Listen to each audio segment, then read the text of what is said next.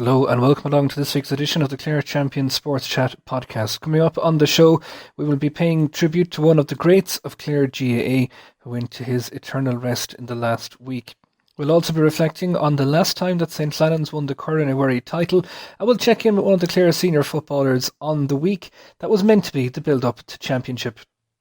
We start though with our tribute to the late Noel Walsh, with the former Clare and Munster GAA chairman passing away this week. We spoke to a number of people to pay tribute to Noel. Those who knew him best will hear from some of them, and you can read all of them in this week's paper, including his son Carl, who was unable to make it home for the funeral as he's currently based in Australia.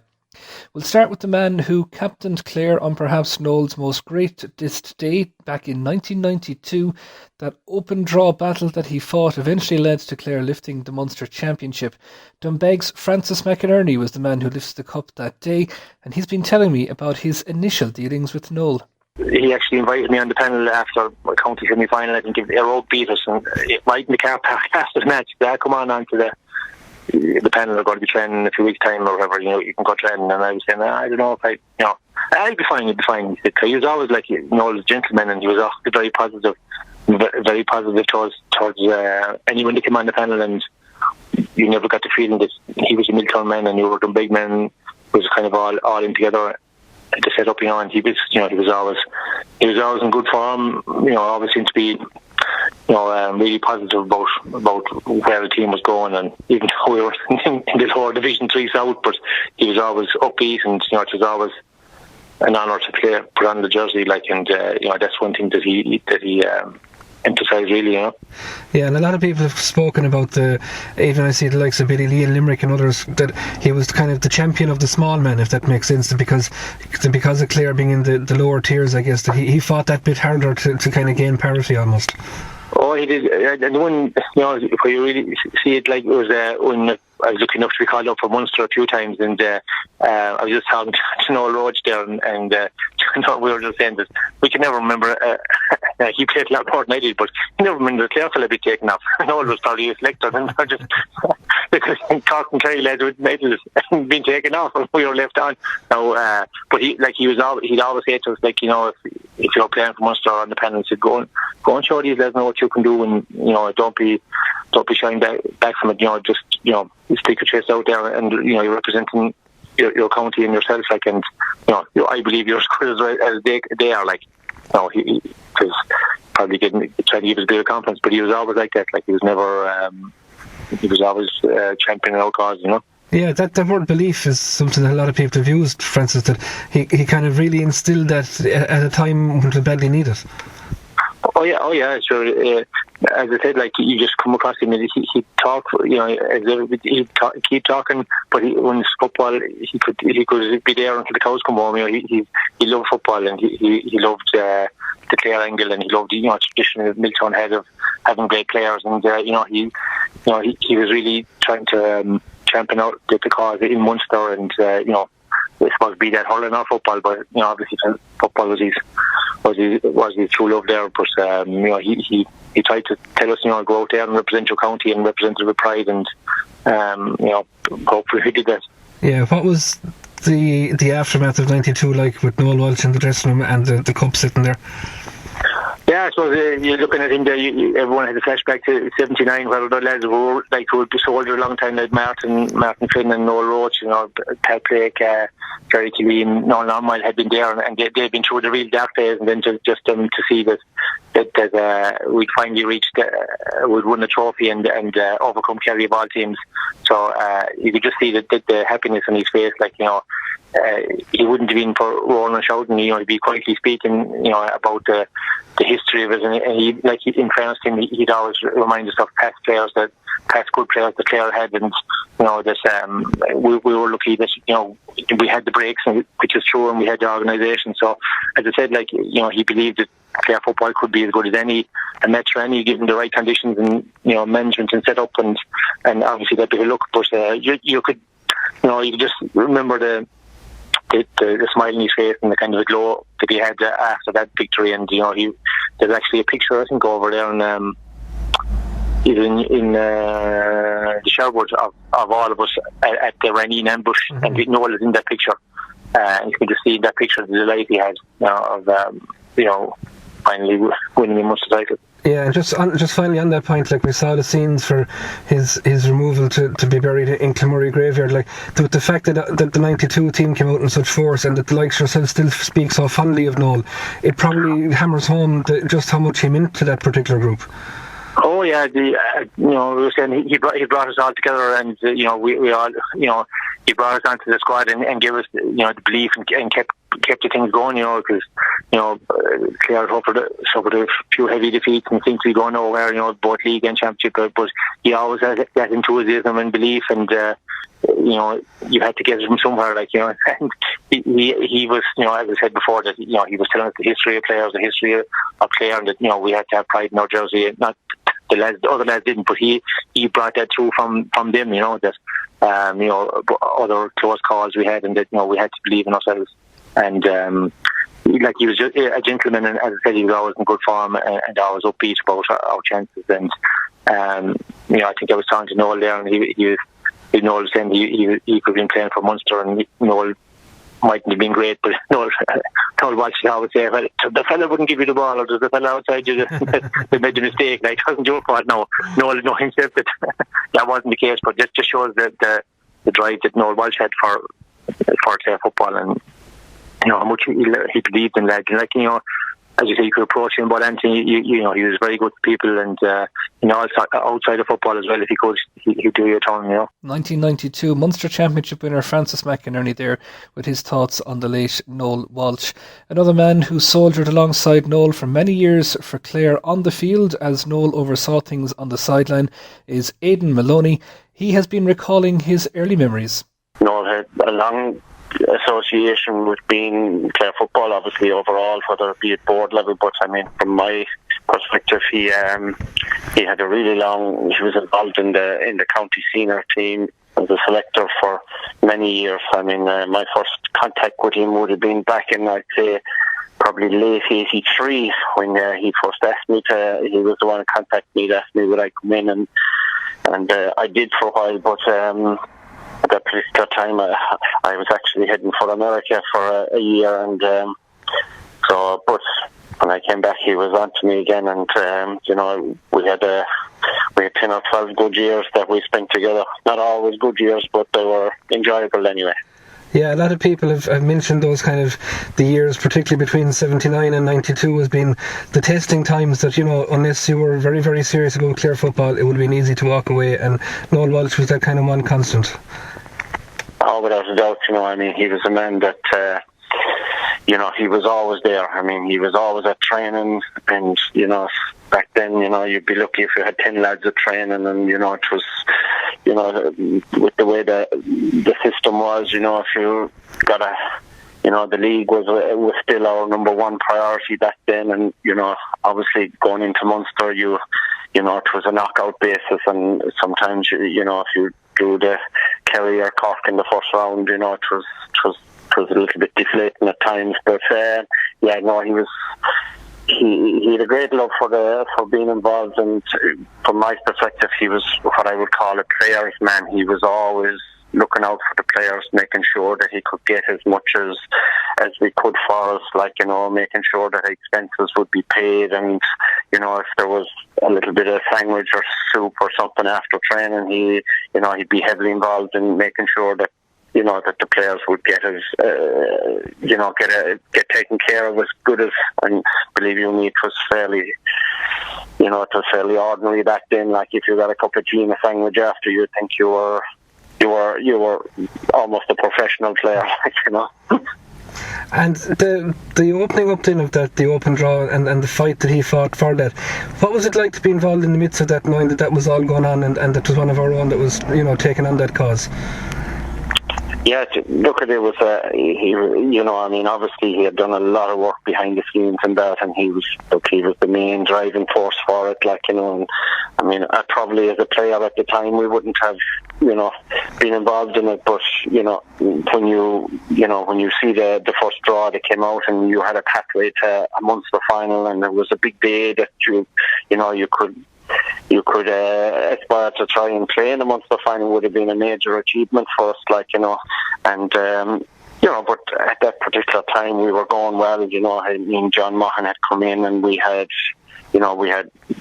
some good league campaigns behind us, and we played like the Meath and quarter final of the league and stuff, and we had put some good runs together, and I think it came at a perfect time for us, like, because I mean we were at the height of our powers, I suppose, in one sense, to say that the open draw came, and we obviously played Limerick and Tipperary, I think, and and got to the Munster final, and I mean, look at it. I think it was. I've seen a picture there lately of when we won the Munster Championship, and we're back in Doonbeg, and Dr. Mercer Noel now was in that picture, and if I ever saw a man content in his work, he was content that evening anyway, and fair play to him, I mean, whatever, we get all the plaudits for being on the field and maybe winning that, but I mean, obviously we wouldn't have probably got there only for the work he had done behind the scenes and been doing it for years, obviously. Yeah, absolutely. And just on a final note on that, then, like the likes of Sean Kelly saying that the GA is a better place for Noel being involved in it, and he wasn't content with the open draw, on he went with the likes of Upland Up Croke Park and all those things. A visionary right to the end, wasn't he? Oh, he was, yeah, without a doubt. And I mean, over the years I talked to him, and he couldn't figure out why Croke Park wasn't being used, and he was a sportsman first and foremost, and he loved all sports, and he was proud of the facilities, but he couldn't figure out why they weren't opened up and being utilised by everyone. And there's no doubt, I mean, he was a man beyond his days. Anytime you talk to him,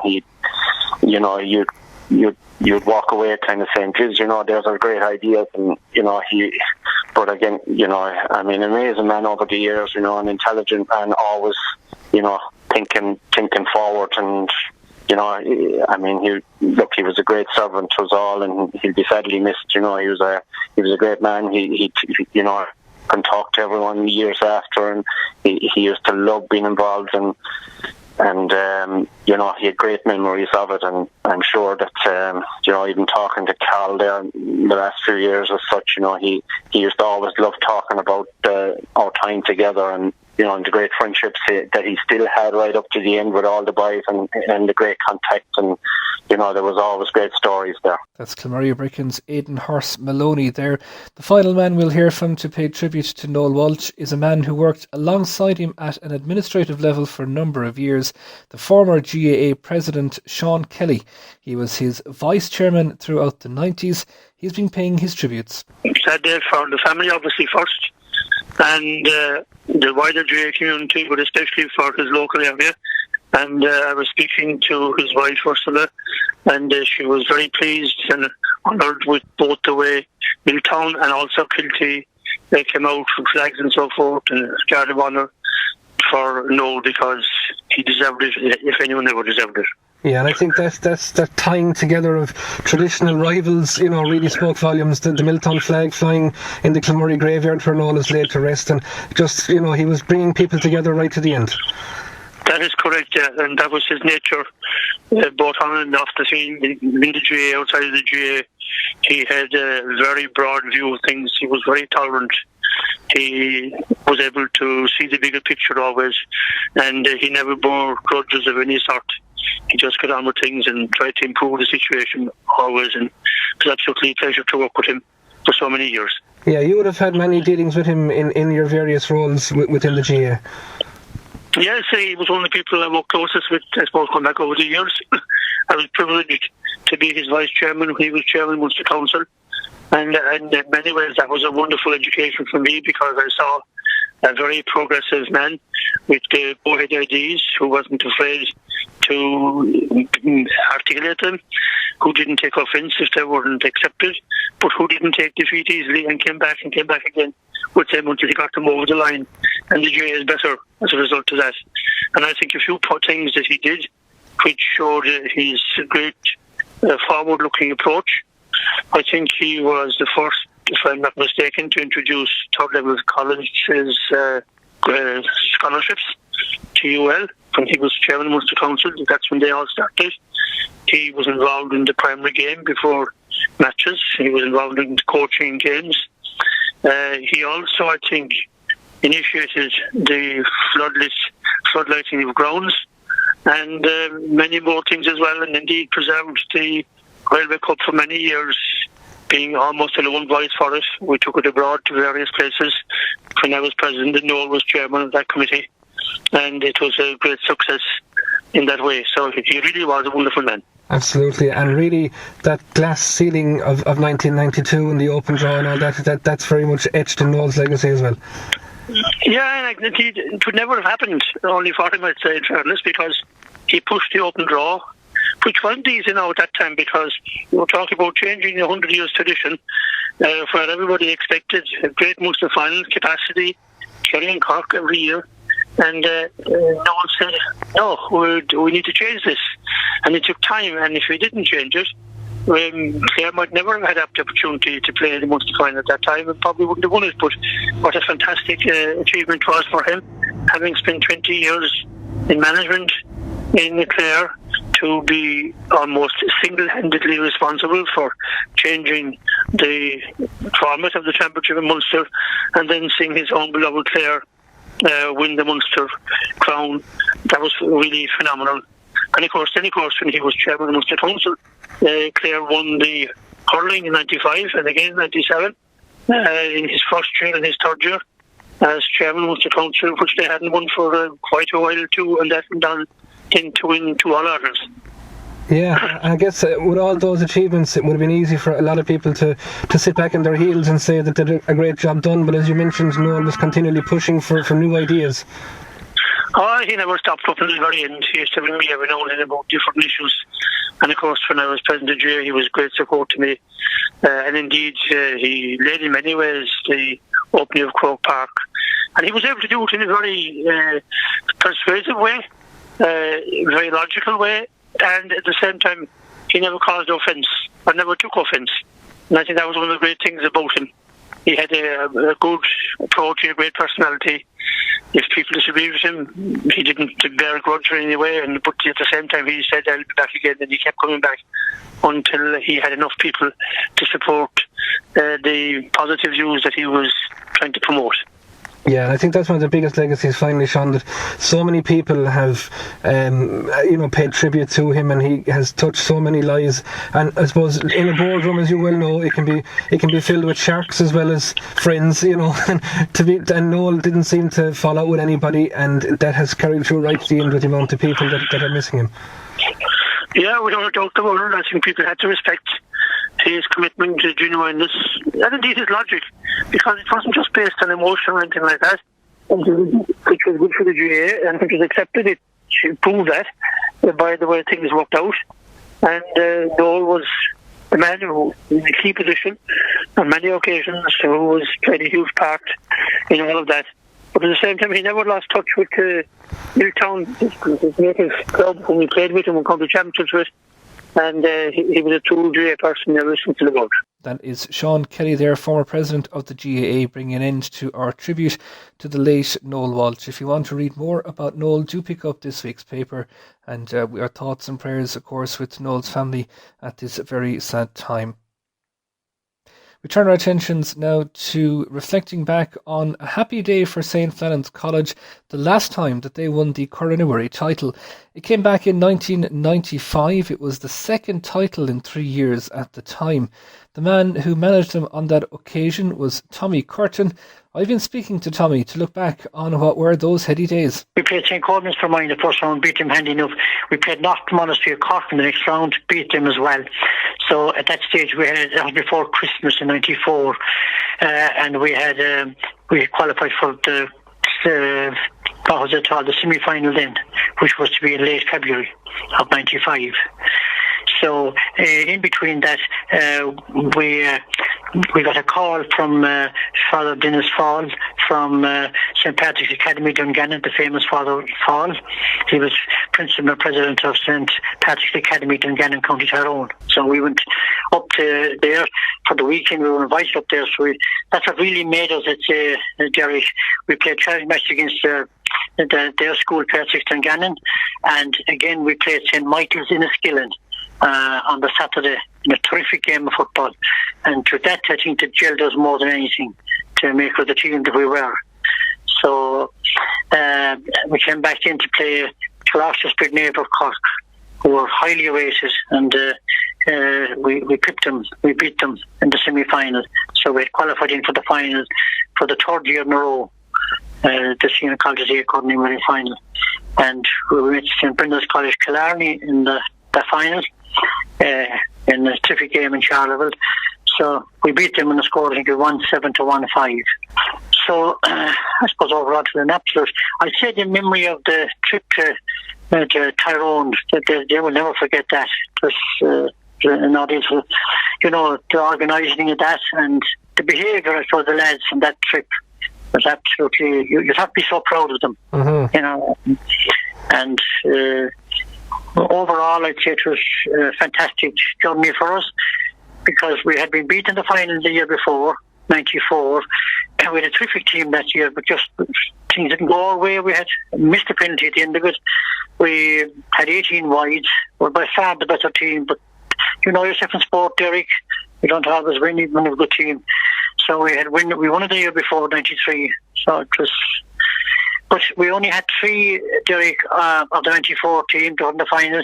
For this team, 95, 3 starters. So it was a huge achievement to bring them along, and we were very proud of them. And Clare, tell me about the Tyrone thing. How did that come about? Was there some connection between the two schools? There was a connection between the two schools. They had come down and they had stayed in St Flannan. They were on their way previous year. They were going down to play St Brendan's College Killarney and the Kerry schools, and they stopped by in Flannan, and they were accommodated, and that evening to play a challenge match against us and to get some food and things. So we struck up a relationship with them, and I would say myself it was probably through Father Hillary and Father Wendy Maloney and those. I'd say that maybe that they contacted, and I would imagine that from there on we decided we'd go up there and invite us up to Dungannon. So every second year we went up, they came down. It was absolutely terrific, and we had a great bond between them. And I had a great bond in particular with the 4 teachers that came down. Martin O'Farrell, who was a great friend of mine, he passed away a couple of years later after that, a young man. Peter Ahern, Paddy Parks and John O'Neill, 4 of those were really very close many years after. They used to come down to my house and stay, even after years after, when they were playing, say, in the colleges, if they qualified and won the Mhuiri Cup in Ulster, they'd come down to see the Munster champions playing, say, in the Carnival finals, and they'd stop by at my house and we'd look and we'd have the tape. We'd go through the tape that night. We had some marvellous memories of them, It must have been pretty unheard of at the time, was it, for that, for a trip like that to, go across the border, and all the party came with it at the time? It was actually, and to be honest with you, Derek, it was kind of frightening, stopped at the border, knocked the fly, and having to come over the bus and walk up the hill, and the army coming there pointing guns and things, and it was scary, I suppose, to be honest with you. And when we played that match, we played a match on a Friday evening after going up, and helicopters flying down low over us because the camp was just beyond the pitch in Dungannon School. So it was pretty scary, but we were there for the football, so, we didn't know anything about that. The lads didn't either. It's still a great cultural lesson, I'd imagine, for our students at the time. Oh, it was just unbelievable, It was unheard of, I suppose, to be honest with you. But in those days as well, Derek, we used to video the games. We had Joe Finn, God rest him, he used to video the matches for us and things. And I suppose after coming back after, I think it was the semi-final against Spread Nave that year, when we came on the way home, we had the tape and we played it we had a facility in the bus to play it, and we had a very famous man, and they turned out very famous after, doing commentary and things in it, a fellow by the name of Niall Gilligan, which he was a great character. And he was a student at the time only in Flannan's, and he was doing commentary in the match and things, and a great guy. So the guys coming home on the bus to see them just playing and things, and we really just unheard of, I suppose, but that we were very well organised, to be honest with you. I said the lads still talk about it, Yeah. I'd say Gilligan didn't spare him, did he, on the commentary? He was a great character, Gilligan. He still is a good character, of course, always, I wasn't a bit surprised that he went into auctioneering after that. Very good. How long were you teaching in Flannan's, Tommy? I was 36 years in Flannan's. I was 2 years in Croom, and I was 2 years in Kilkenny City. I did the full 40 years as a teacher. Nice. And were the first 2 blocks were abroad, were they, and then you came back home? I was the first to go back to Kilkenny City. I was there for 2 years. And I spent 5 weeks in Offaly as well. I suppose those days with a choice to leave jobs, and I came back into Croom, So at the same time, I had a job from Kilkenny. I went to Clare, County Offaly, and at the same time, I had got a job in Limerick. It's Croom. So I decided I'd stint, hand in my notice in Clare and Offaly and come back down to Croom. I was nearer to home, because at that time I was playing football with Clare, and it was closer for training purposes, Yes. And what did you teach all the years? Technical drawing and woodwork. I was a woodwork teacher and drawing. But in St Flannan's College, I started off woodwork and drawing in 1979. As you know, it was an academic school and the Assistant College, and there was no woodwork or drawing or anything in the college, so I was the first teacher to come in there and start woodwork and drawing in it. Oh, okay. And you finished up then, obviously you're 36 years later. How many Cornavary sides were you involved with during that period? I was involved in 3 Cornavary sides in that period. There were 4, 3 were in the finals. We had come up, of course, through in the 70, in 87, 88 and 89. We were in the B, Senior B, and we won the Senior B in 88, 89. We went to the All-Ireland final in 89 against Downpatrick, down, I think, but unfortunately we had a whole lot of injuries for the finals, and we lost it. So we decided to go up to the A after the Bs. And we had won all the Bs, under 15B, Senior B, and the under 16.5 B. So we decided we'd have a shot at the Senior A. And I was, to be honest with you, I'm delighted and fair play to St Flannan, and particularly Hurling College, that they allowed me to go up to the Senior A. I'm very grateful for that, because I always said to I was saying to poor Father Ali, the happy God rest him, having won 2 of them, what the point going to schools? They wouldn't appreciate us taking part in the B again to win a 3rd one. I said, let's have a go at the Senior A.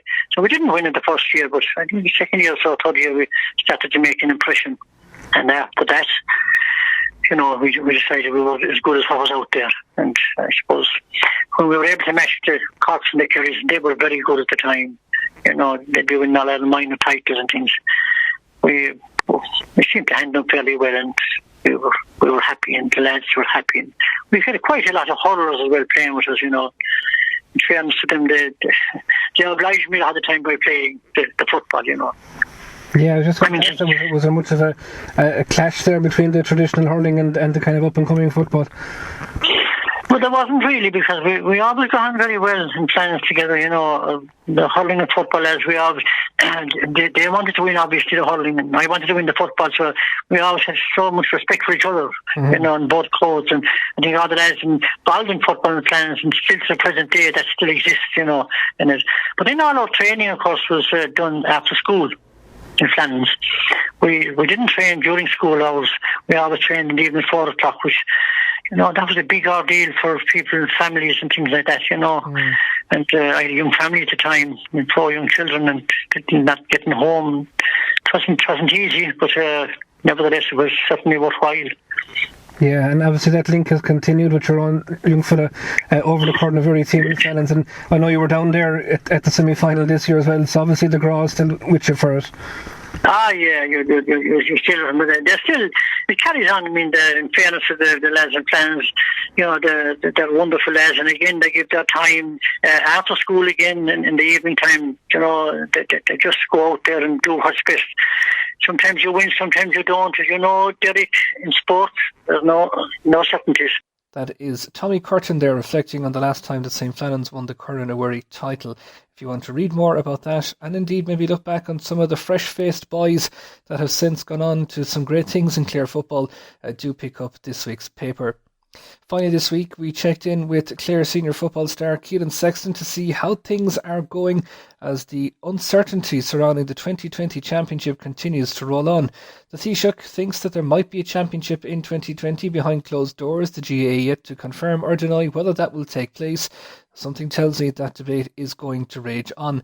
I started out with talking to Keelan about the current situation and how he's finding it.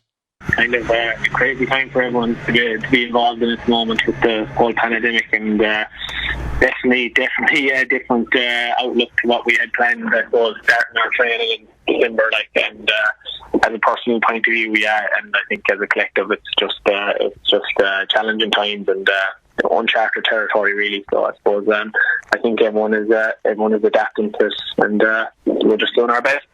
Yeah, I guess that's all people can do. And does those kind of individualised programmes and this kind of on your own training that a lot of people are kind of help to give some small sense of normality to a day? Yeah, I suppose from my own personal point of view, yeah, it does. It helps out. It helps out a lot. Like, the lads have been very good with individualising our programs, and I suppose it's all about structuring your day. You probably know yourself when you're used to going in and going to train at a certain time and then meeting lads at a certain time. It's different, definitely different. Especially for the first week or two, it was hard to get to it. I suppose hard to kind of keep the motivation up. Doing the training on your own. But look, I suppose. We've kind of got a bit of structure going, and it's nice to have the structure now when you can kind of, I suppose, you have a set day, and that's the main thing, is keeping a set day. It's very important, and it's helpful, definitely helpful for the mindset, and I suppose the body as well. So, yeah, it's just a matter of doing that. Yeah, and a lot of people kind of talking about the uncertainty around, championship, or if there will be a championship. Is there any ideal solution to it all?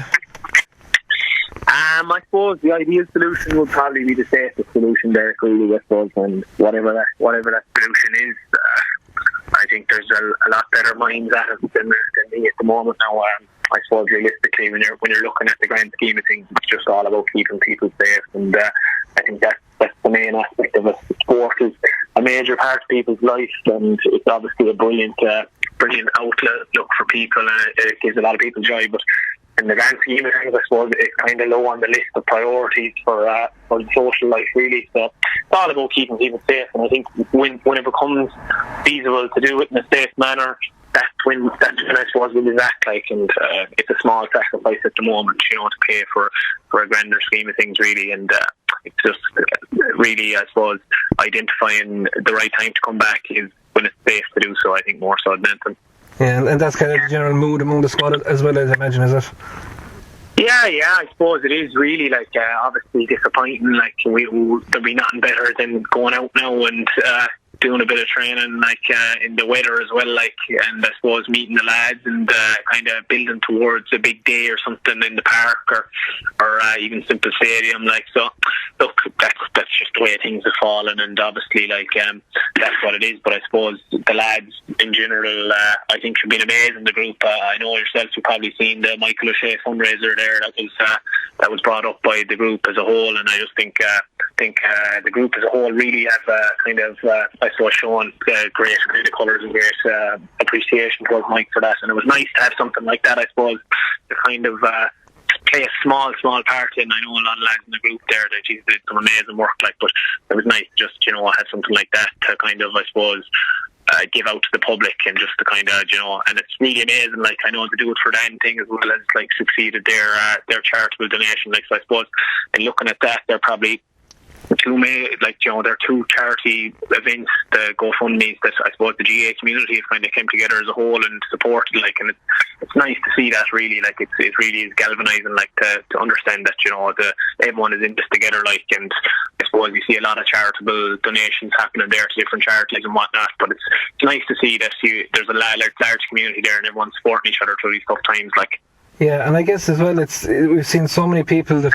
myself included, that wouldn't have been, seen out exercise or anything like that are getting that opportunity to do it now. And you see the Clare Ladies football squad, what they're doing, the Camogie squad have their challenges. Yeah.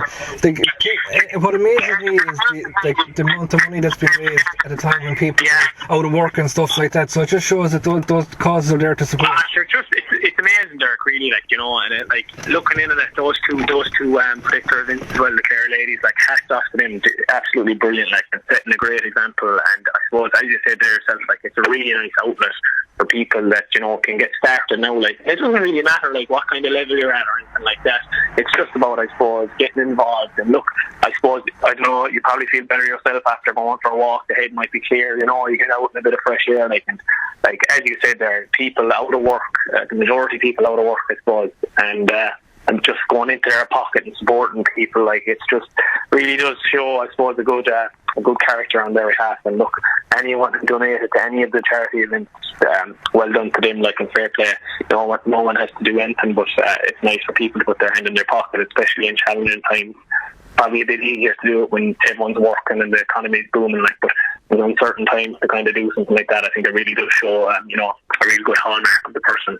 Yeah, absolutely. Off the field, you're still tied up with college work? Yeah, just the last month now I've finishing up. I've had four done, and I got the FYP submitted, like, so I have one more to do, and I'm done this section anyways, and it's been a nice journey in fairness. 4 years, quick 4 years really, like, so yeah, I'm just delighted now just to be getting it done with. And sure, look, I suppose it's kind of, I was hoping to kind of start a position in the summer and go move up to Dublin and stuff, and kind of start up there, but I suppose it's kind of uncertain at the moment what's going to happen, I suppose, within the economy as such, like, but I suppose we'll take it on the chin whatever happens, but hopefully some sort of normality is over the horizon soon. Absolutely. What exactly is the course? Doing law, so I've got a trainee solicitor contract with a firm in Dublin, like, so that's